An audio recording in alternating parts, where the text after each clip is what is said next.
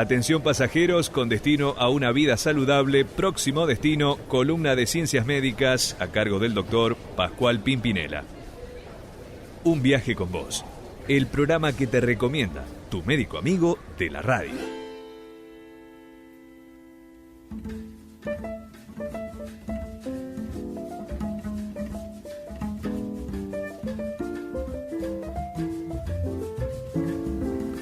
Bueno, como decíamos, tenemos en la República Argentina 750.000 chicos que están en riesgo por un brote de sarampión. Esta alerta comenzó hace esta semana a partir de una comunicación del Ministerio de Salud de la Nación, y principalmente por el hecho de que empezaron los alertas a partir de una realidad. Y la realidad es que el sarampión al año 2016 para las Américas fue una enfermedad que estuvo erradicada principalmente por los planes de vacuna, que fue todo un logro muy significativo por parte de la Oficina Panamericana para la Salud, insistiendo para que los países tuvieran programas específicos vinculados con este tema de esta enfermedad, porque es una enfermedad que afecta principalmente a los niños y a los menores, y que tiene una gran virulencia. Cuando hay brotes epidémicos produce gran cantidad de muertes, y principalmente una de las cuestiones sustanciales que no es entendible desde el punto de vista de la salud, de que teniendo vacunas que hacen que evite este tipo de enfermedad, las personas se enfermen por este motivo. Tordo, perdón, para los que perdimos la memoria de viejos ya, ¿cuáles son los síntomas del sarampión? Bien, los síntomas del sarampión, tengamos presente que todas las enfermedades infectocontagiosas transmisibles siempre comienzan con una característica de que la gente, digamos, las confunde con un estado gripal, porque siempre comienzan con un decaimiento, un desgano, una inapetencia, comienza la fiebre, pero cuando se empiezan a posicionar, es decir, a identificar los síntomas clínicos y que se empiezan a caracterizar según la enfermedad, con respecto al sarampión, la fiebre comienza a elevarse significativamente y comienza a aparecer una erupción que a veces la gente la confunde con otras dos enfermedades eruptivas. Una es la rubiola y la otra es la varicela, que son parecidas en cuanto a la erupción de la piel. Tienen características distintivas, pero son distintivas obviamente para el médico, que es el que hace el examen. Claro, para que valga la redundancia, el ojo clínico. Exactamente, y aparte hay otra cuestión. Tengamos presente, ya vamos a ver cuál es el núcleo del problema, porque el problema son dos cuestiones. Que ya a los oyentes se la vamos a contar. Quiero seguir contestándote con respecto a la clínica. Sí, por favor. Una vez que aparece la erupción, ¿no es cierto?, que es tipo color purpúreo, a diferencia de la varicela parece un grano, es decir, porque tiene en la parte central, ¿no es cierto?, de donde tiene el eritema, que es esa manchita color rosa o rojo carmín en algunas circunstancias. En el centro tiene como una ampollita, y por lo general esa ampollita, la varicela. La ampollita se infecta, es decir, que tiene pus. ¿Por qué? Porque la gente le pica mucho, se rasca, y con la lesión de las uñas se infecta de las bacterias que tenemos normalmente en la superficie de la piel, que es el estafilococo. Por eso tiene esa pústula, por eso se le recomienda a la mamá, con respecto a la varicela, que los niños tengan bien cortas las uñas para que no se lesionen esa ampollita y que no le produzcan esa pústula, y a su vez también le hacen colocar talcos o esemas para que justamente calmar ese picazón, porque la varicela es la que más comezón tiene. El sarampión no tiene estas ampollitas, no tiene esta pústula, sino que son manchas color rosáceas que en algunos segmentos se van juntando y en otros están separadas entre sí, ¿no es cierto? Hay segmentos de la piel que están normales y otros que tienen estas manchitas. A diferencia de la rubiola, que es una mancha grande para diferenciar en la piel el eritema del exantema. Pero eso es cosa de los médicos, es decir, eso no es una cuestión, digamos, que la persona se tiene que poner a ver qué tipo de enfermedad está ocurriendo. Lo que tiene que saber el oyente es que hay una manifestación en la piel. ¿En toda la piel? ¿En todo el cuerpo? No, tiene una distribución que comienza por lo general cabeza y cuello, después va al tórax y termina con los miembros superiores. Y muy rara de que aparezca en miembros inferiores y pelvis. Es una distribución cuasi centrípeta, se llama así desde el punto de vista de la enfermedad. Hay gran decaimiento general, ¿no es cierto? Y tiene mucha irritación conjuntival, es decir, tiene una conjuntivitis que se le asocia a este proceso, del mismo virus que genera este tipo de conjuntivitis, y gran rinorrea con tos y expectoración. Es decir, completito el cóctel de síntomas. Por eso es una enfermedad que, a su vez, el periodo de incubación es 10 días. Es decir, desde el momento que entra el virus al cuerpo. Y si la persona no tiene defensa y va a aparecer la enfermedad, son 10 días aproximadamente. A los 10 días aparecen todas estas manifestaciones y rápidamente se instalan. El otro problema que tienen estos virus es que pueden ir a estructuras corporales que son bastante complejas, como son las meninges, y a veces dar cuadros de meningitis y a su vez inflamar también otros tejidos, como ser el corazón, y provocar procesos complicados que pueden llevar a la muerte. Por eso es una enfermedad que hay que tenerla presente, ¿no es cierto?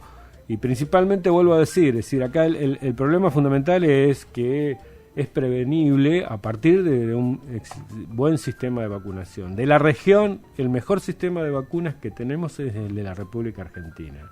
Ajá. Y aún así, este flagelo... Bueno, ahora vamos a por qué viene la advertencia. ¿Por qué hay 750.000 chicos en riesgo? Aún cuando somos... somos uno de los mejores que hay en América. Primero, ¿qué pasó? Primero vamos a decir de que hasta el año 2016 no había casos registrados.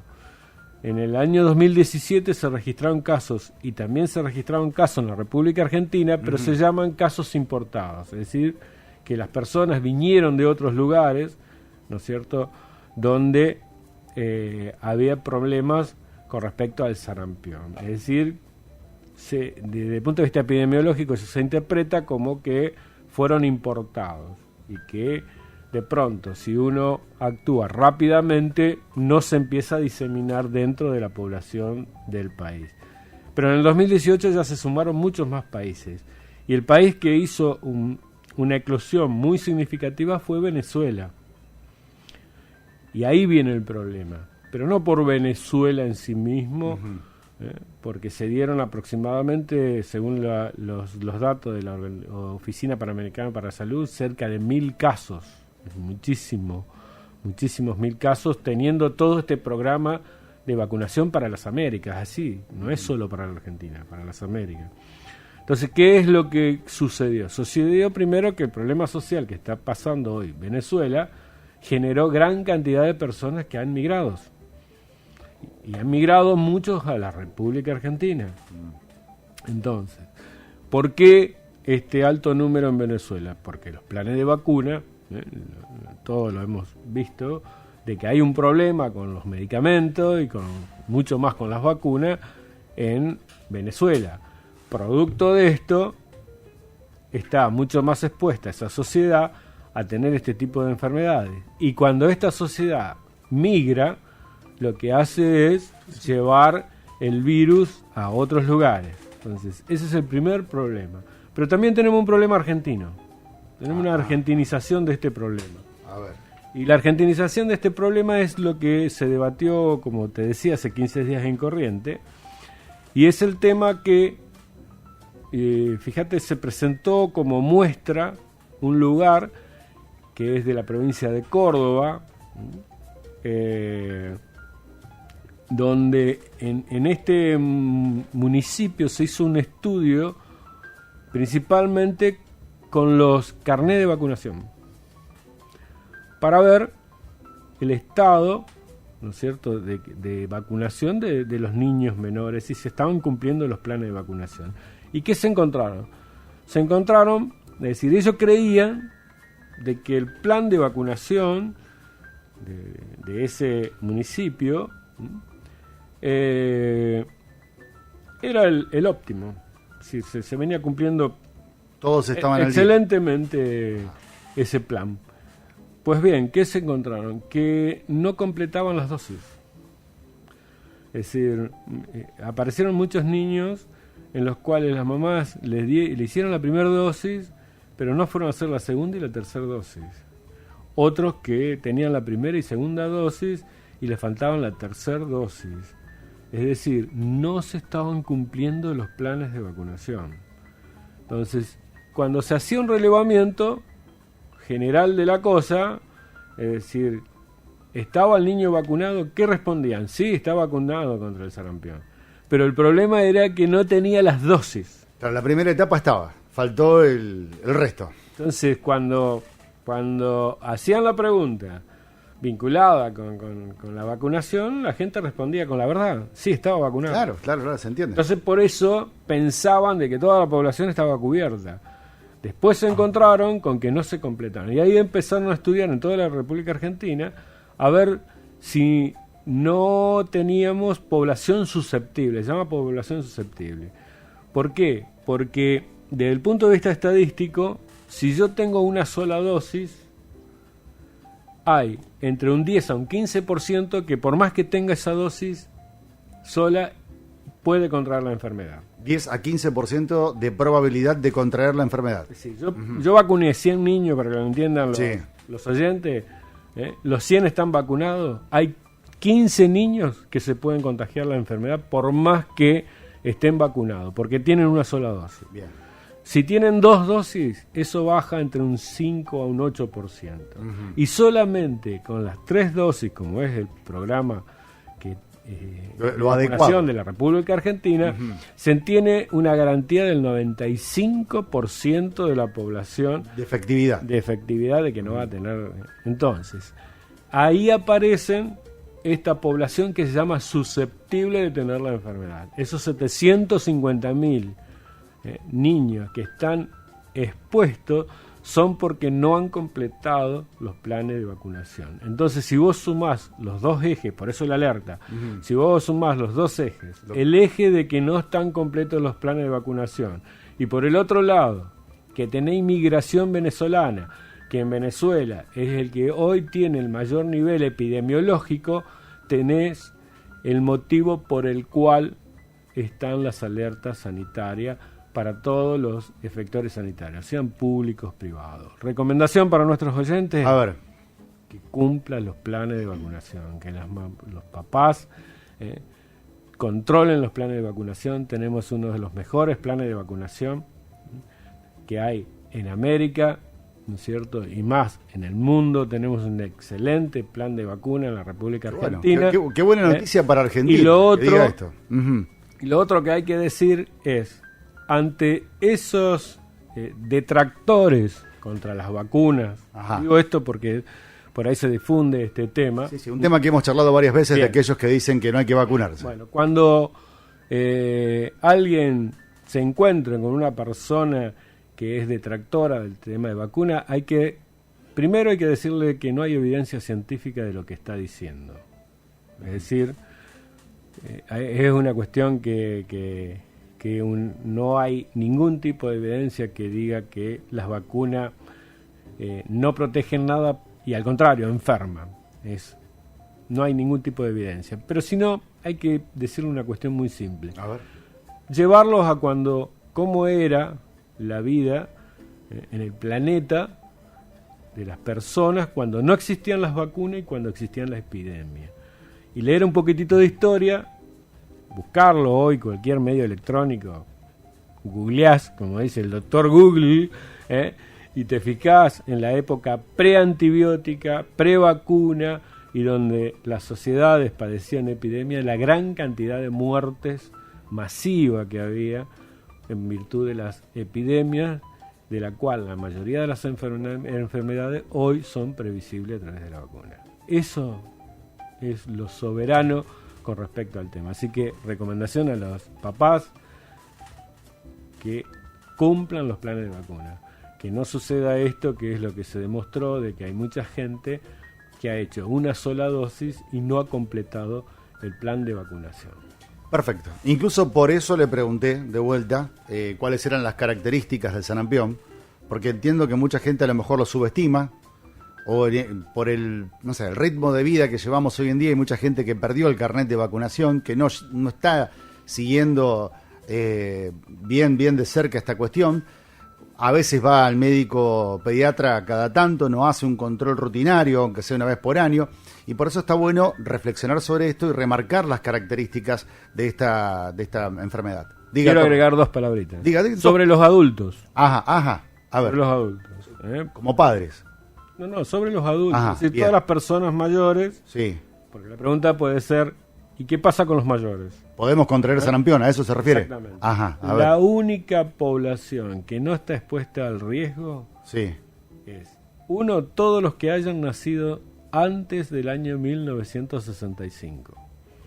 Todos los nacidos antes del año 1965, la Organización Mundial de la Salud considera que por más que no hayan completado planes de vacuna o no se hayan vacunado, ya estuvieron expuestos al virus, ya tienen sus anticuerpos, así que no recomienda vacunarse.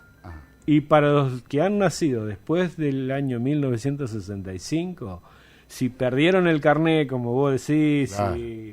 bueno, Se distrajeron, se olvidaron. que vayan a su médico para ver si no hay ninguna contraindicación, y si no hay ninguna contraindicación a vacunarse, que se vacunen. Esa es la recomendación tal cual, la suya. del Ministerio de el Ministerio de Salud. Ah, ¿sí? Claro, yo O sea, estoy transmitiendo no es joda. lo del Ministerio de Salud. No es joda. Incluso Estoy yo... transmitiendo la recomendación de la alerta del Ministerio de Salud. Perfecto. Vale todo No, esto no. que dice porque yo incluso asociaba siempre el sarampión con una cuestión más infantil, con los niños. No, por eso, en la recomendación, por eso te pedí explayarme con respecto a esta cuestión. ¿Mm? Dentro de la misma recomendación, habla de esta cuestión vinculada con los adultos. Por eso lo titula como adultos. Y dice, solamente la población que ha nacido antes del año 1965 se considera de que no es necesario la vacuna.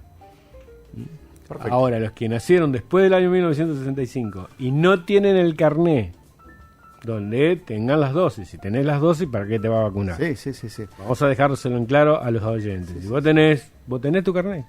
No, qué sé yo, habrá quedado en la casa. ¿Cómo no va a tener? Padre, qué sé yo. Y yo nací aparte, doctor, Jorgelina, vos sos de mi año. ¿De qué año naciste? 94 nací yo. Y bueno, por eso Bueno, son del buenas tardes. 65 No, en en mi casa adelante. no. Seguramente mi mamá lo debe tener. Por eso, ahí está.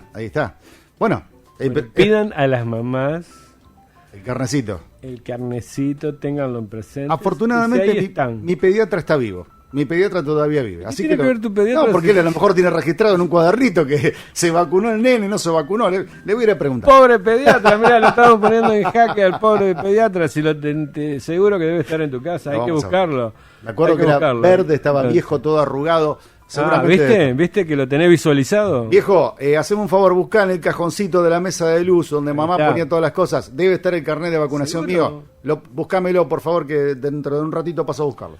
Por eso, si para dejar en claro sobre los adultos, naciste antes del año 1965, nada. No necesitas ni carnet ni vacuna.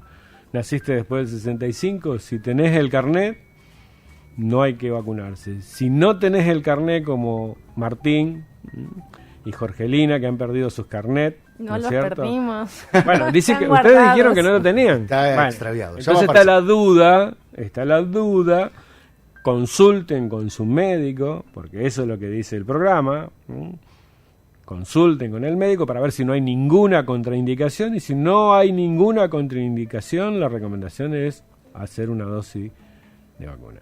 Quedó clarísimo. Más claro, echale agua y ya sabés, ante cualquier duda consulta con tu médico amigo de la radio. Parajón, seguimos viaje, dale, música maestro, música.